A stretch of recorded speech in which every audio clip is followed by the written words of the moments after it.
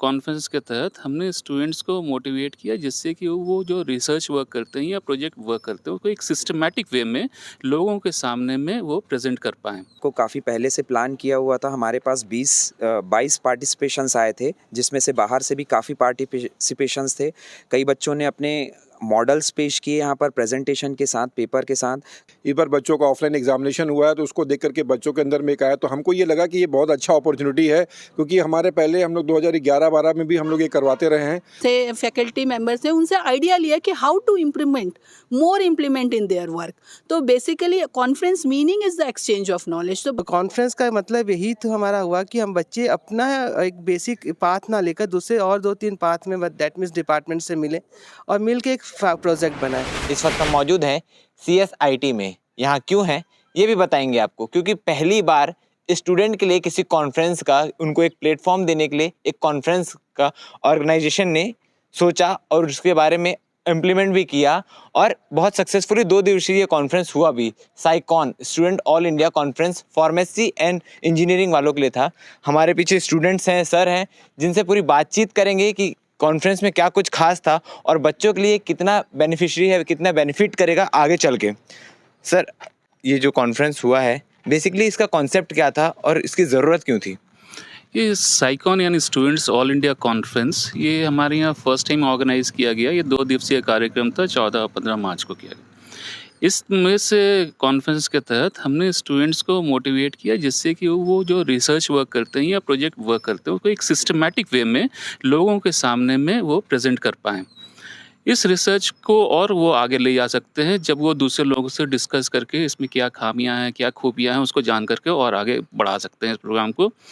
और इससे उनको फ़ायदा ये भी हो सकता है कि जब वो आगे नौकरी के लिए जाते हैं तो उसमें वो औरों से बिल्कुल अलग साबित होंगे और इससे इनका माइंडसेट भी पता चल पाएगा कि कैसे ये रिसर्च ओरिएंटेड हैं और कैसे चीज़ों के साथ में और समय के साथ में खुद को बदल सकते हैं और जो आज की ज़रूरत भी है और इंडस्ट्री की भी यही चाह है। तो स्टूडेंट्स को तो बहुत बेनिफिट होगा और स्टूडेंट्स ने बहुत अच्छे से पार्टिसिपेट किया। छत्तीसगढ़ राज्य के करीब सभी कॉलेज से इसमें रिप्रेजेंटेशन था, स्टेट के बाहर से भी हुआ, ऑनलाइन और ऑफलाइन मोड में दोनों में प्रेजेंटेशन हुआ और बेस्ट 5 पेपर्स को अवार्ड भी दिया गया। और ये कॉन्फ्रेंस 2 थीम्स में किया गया था। इंजीनियरिंग के लिए इनोवेशंस इन टेक्नोलॉजी हुआ था और साथ ही साथ फार्मेसी के लिए भी हुआ था, जो इनोवेशंस इन फार्मास्यूटिकल साइंसेस के थीम में किया गया था। फार्मेसी के लिए भी हुआ था। हमारे साथ फार्मेसी के भी एक्सपर्ट मौजूद हैं। सर, फार्मेसी के बच्चों के लिए ये कॉन्फ्रेंस रखा गया था, उसमें क्या कुछ चीज़ें निकल के आई और रिजल्ट इसमें कितने लोगों ने पार्ट किया था, कैसी कैसी रिसर्च पेपर्स आई थी? मैं बताना चाहूँगा, उत्साह काफ़ी अच्छा था बच्चों का इस प्रोग्राम में। हम लोगों ने इस इवेंट को काफ़ी पहले से प्लान किया हुआ था। हमारे पास 22 पार्टिसिपेशंस आए थे, जिसमें से बाहर से भी काफ़ी पार्टिसिपेशंस थे। कई बच्चों ने अपने मॉडल्स पेश किए यहाँ पर प्रेजेंटेशन के साथ, पेपर के साथ। कुछ जो PhD स्कॉलर्स थे उन्होंने काफ़ी नोवेल टेक्निक यहाँ बताई थी, जिसका पेटेंट भी उन्होंने लिया हुआ है। तो काफ़ी दूर से भी बच्चे, छत्तीसगढ़ के बाहर से भी 1-2 पार्टिसिपेंट्स थे जिन्होंने अपने प्रेजेंटेशंस और पेपर लाके यहाँ प्रेजेंट किए थे। कुछ बच्चे ऐसे भी थे जो पार्टिसिपेट करने के साथ साथ केवल इवेंट को देखने के लिए भी यहाँ पर हिस्सा लेने आए थे कि ये इतना बड़ा जो स्टूडेंट कॉन्फ्रेंस होती है वो आसपास कहीं ऑर्गेनाइज नहीं होती। तो काफ़ी बच्चों के लिए ये फ्रूटफुल रहा है हमारा कॉन्फ्रेंस। और फ्यूचर में भी हमारे एक्सपेंशंस हैं, जैसे कि अभी कुछ ही महीनों बाद हमको सी कॉस्ट का भी ग्रांट मिल चुका है, नेशनल सेमिनार का। तो उसको भी काफ़ी बड़े लेवल पे हम लोग प्लान करने का सोच रहे हैं। इसके साथ ही साथ कई हमारे स्टार्टअप्स यहाँ पर काम कर रहे हैं कॉलेज में। आगे चल के एक ऐसा इंक्यूबेशन सेंटर भी हम लोग खोलना चाह रहे हैं जो पूरा फोकस बच्चों के लिए ही है, ताकि जो बच्चे हमारे यहाँ पढ़ रहे हैं और हमारे आसपास के छत्तीसगढ़ के जो भी बच्चे हैं वो हमारे कॉलेज में या इस सेंटर में आके यहाँ से लाभ ले सकें और अपने फ्यूचर को आगे एक्सेल कर सकें। सर, जो अवॉर्डी हैं जिनको फार्मेसी में अवार्ड मिला हुआ है इस कॉन्फ्रेंस में, उनके क्या प्रोजेक्ट्स थे, क्या इनोवेशन था उनका? जैसे इसमें से 2-3 कुछ खास प्रोजेक्ट्स थे जो मैं बताना चाहूँगा। एक प्रोजेक्ट हमारे पास डॉक्टर कवि भूषण सर का आया हुआ था, जिन्होंने एक नोवेल टेक्निक बताई थी एक्सट्रैक्शन की, जिसमें से प्लांट का एक्सट्रैक्शन के लिए हमको सॉल्वेंट्स की ज़रूरत होती है, पानी या दूसरे अल्कोहल, दूसरे ऐसे सॉल्वेंट्स के, जिसमें हम प्लांट्स को या किसी प्रोडक्ट को रख कर गर्म करते हैं, तब उसका एक्सट्रैक्शन निकलता है। तो उन्होंने ऐसी टेक्निक बताई कि जिसमें सॉल्वेंट्स का दोहन ना हो। एक ग्रीन केमिस्ट्री की उन्होंने बात कही जिसमें केवल माइक्रोवेव में रख के हम प्लांट पार्ट को उसका एक्सट्रैक्शन निकाल सकते हैं, ताकि हमारी प्रकृति का भी दोहन नहीं होगा और हमारा प्रैक्टिकल भी उतने ड्राई लैब के फॉर्म में अच्छे से प्रोसीड कर पाएगा। एक और मॉडल में मैं बताना चाहूँगा, शंकराचार्य कॉलेज से एक बच्चे ने लेके आया था, उसने अल्कोहल डिटेक्टर का मॉडल हमारे सामने पेश किया था कि वो अल्कोहल डिटेक्टर स्मेल से ही डिटेक्ट कर लेता है, ताकि कोई कार में या कहीं पर भी हम उसको इंस्टॉल कर सकते हैं जहाँ पर इस तरह की चीज़ों को हम रोक सकते हैं। सर अक्सर देखा जाता है कि टीचर्स के लिए कॉन्फ्रेंस होते हैं बड़े बड़े ऑर्गेनाइजेशन में, बट इस बार स्टूडेंट्स के लिए किया गया और CSIT ने इसका जिम्मा उठाया। ये स्टूडेंट्स के लिए कितना लाभदायक होगा? बेसिकली हम लोगों ने जो 3 साल में देखा है कि जो कोरोना काल का जो समय चल रहा था, जिसमें सारे बच्चों का जो पढ़ाई चल रहा था, एजुकेशन जो चल रहा था, वो सारा ऑनलाइन था। और ऑनलाइन में हम लोगों का जो ऑब्जर्वेशन था ये कि बच्चे लोगों का फोकस टुवर्ड्स एजुकेशन साइड में थोड़ा सा कम था, स्पेशली पढ़ाई लिखाई को लेकर के कम था, क्योंकि ऑनलाइन क्लासेस हो रहे थे, एग्जामिनेशंस भी ऑनलाइन हो रहा था, तो बहुत ज़्यादा फोकस नहीं था। अभी पिछले चूँकि 6 महीने से कॉलेज ओपन हुआ है, इस बार बच्चों का ऑफलाइन एग्जामिनेशन हुआ है, तो उसको देख करके बच्चों के अंदर में एक आया, तो हमको ये लगा कि ये बहुत अच्छा अपॉर्चुनिटी है, क्योंकि हमारे पहले हम लोग 2011-12 में भी हम लोग ये करवाते रहे हैं। तब हमको ये लगा कि ये बहुत अच्छा मौका है जिसमें हम बच्चों को फिर से वो प्लेटफॉर्म दें जहाँ पर कि अपने रिसर्च के बारे में वो सोच सके।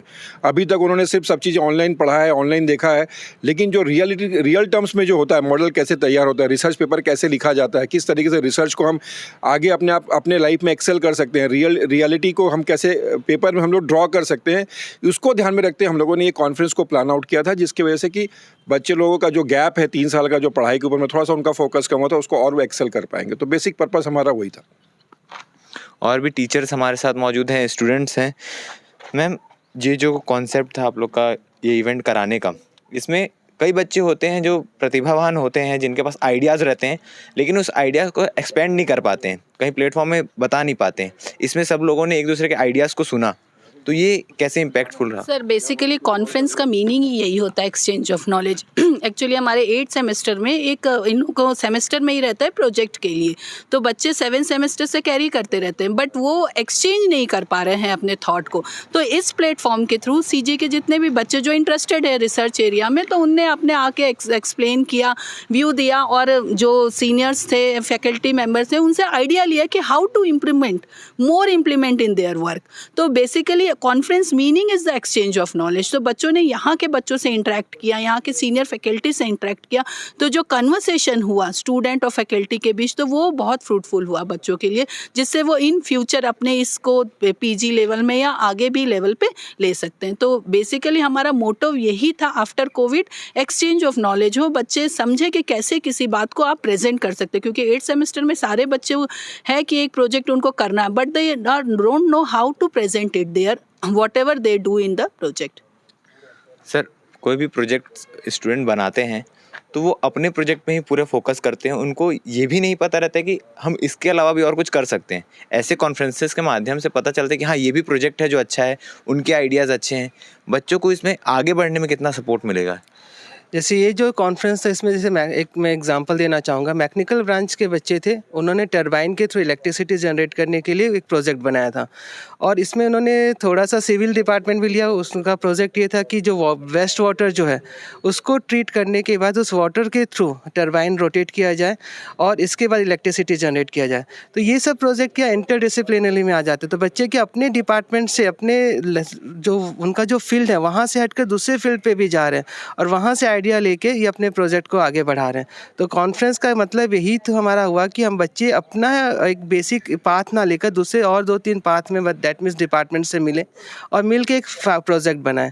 इसीलिए कॉन्फ्रेंस से बताया गया जिससे आइडिया अपना एक्सचेंज कर सके। वो हमारे साथ कुछ स्टूडेंट्स भी हैं। इस कॉन्फ्रेंस में आप लोग का क्या रोल था? इस कॉन्फ्रेंस में अपन ऑर्गेनाइज़ कराए थे कॉन्फ्रेंस को, और ये कॉन्फ्रेंस ऑर्गेनाइज़ करने से अपन समझ में भी आया कि एक्सपोजर कितना ज़्यादा ज़रूरी है हमारे लिए, और इसके मीडियम से अपन को बाकी कॉलेजेस या बाकी सिटीज़ वालों को जानने का मौका कि उन स्टूडेंट्स में उनके बीच में क्या ट्रेंड चल रहा है, ये जानने का मौका मिला। और अपन जैसे अपन कंप्यूटर साइंस वाले, बाकी मैकेनिकल या बाकी अदर फील्ड्स में भी क्या क्या चल रहे हैं, वो सब के बारे में अपन को आइडिया हुआ, और सबके थॉट प्रोसेस जानने परखने का मौका मिला हमको। आप लोग भी इसमें पार्टिसिपेंट किए हुए थे, तो जो आप लोग का आइडिया था वो पूरी तरह परफेक्ट था, या फिर आने के बाद पता चला कि नहीं, जैसे आइडिया एक्सचेंज करने में पता चलता है नहीं इसमें ये कमी है या ऐसा और बेटर कर सकते हैं? इस कॉन्फ्रेंस के थ्रू आप लोगों को कितनी हेल्प हुई आगे बढ़ने के लिए? सर इस कॉन्फ्रेंस के ज़रिए हम लोगों ने बाकी लोगों के आइडियाज़ भी जाने, तो हम लोग को लगा कि हाँ, थोड़ा बहुत अपन को भी इम्प्रूवमेंट की ज़रूरत है, क्योंकि हम लोग से भी बहुत सारे बेटर पेपर्स आए थे।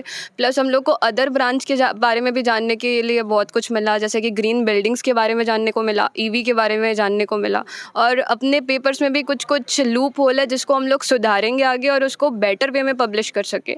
ऐसा भी अपन को बहुत सारा मोटिवेशन मिला इस बार। हम किसी चीज़ में, किसी दौड़ में रहते हैं, अकेले रहते हैं तो हम अपने आप को परखने का मौका नहीं मिलता, लेकिन जब सामने कोई कॉम्पिटिटर आता है तब समझ आता है कि हम कितने पानी में हैं। तो इस कॉन्फ्रेंस के माध्यम से आपको क्या समझ आया है अपने ऊपर? हमने बैटरी मैनेजमेंट सिस्टम बनाया था जो ईवीज़ में बहुत हेल्पफुल हो सकती थी, और हम इस साइकॉन 23 में और भी बहुत अच्छे प्रोजेक्ट आए थे, जिससे और भी अच्छे आइडियाज़ मिले कि हम उसको और इम्प्लीमेंट कर सकते हैं। हमारे साथ फार्मेसी के भी कुछ लोग हैं। इस कॉन्फ्रेंस में आप लोग का भी रोल था, कैसा लगा ये पूरा कॉन्फ्रेंस ओवरऑल अगर देखा जाए तो कैसा था? सर मैं पहले बच्चों से मिली थी, को कन्वीनर थी कॉन्फ्रेंस की। बच्चे बहुत एक्साइटेड थे पहले, फिर उसके बाद जब कॉन्फ्रेंस हो गया उसके बाद रिजल्ट के लिए बहुत एक्साइटेड थे, और बाद में पूछ भी रहे थे कि मैम ये कॉन्फ्रेंस दोबारा होगा कि नहीं। तो हम लोग ये चाहेंगे कि और भी ये कॉन्फ्रेंस हो करके उनको बताए भी। तो इस तरह के इवेंट को सही में बढ़ावा देना चाहिए, क्योंकि स्टूडेंट के लिए प्लेटफॉर्म मिलना बहुत मुश्किल होता है। स्टूडेंट सीखते हैं, समझते हैं और इम्प्लीमेंट करने की भी कोशिश करते हैं, मगर उसको प्रेजेंट कहाँ करें, उनकी लूप होल्स कौन बताएगा, ये बहुत बड़ी चीज़ होती है। इस कॉन्फ्रेंस के माध्यम से एक दूसरे के आइडियाज़ शेयर हुए, एक दूसरे के बारे में जानने को मिला कि और क्या आइडियाज़ हम इम्प्लीमेंट कर सकते हैं। तो ये तो पहला साल था, आगे भी CSIT में इस तरीके के आयोजन, इस तरह के कॉन्फ्रेंस होते रहेंगे। तो भिलाई टाइम्स से जुड़े रहने के लिए इस चैनल को सब्सक्राइब करना ना भूलें। धन्यवाद।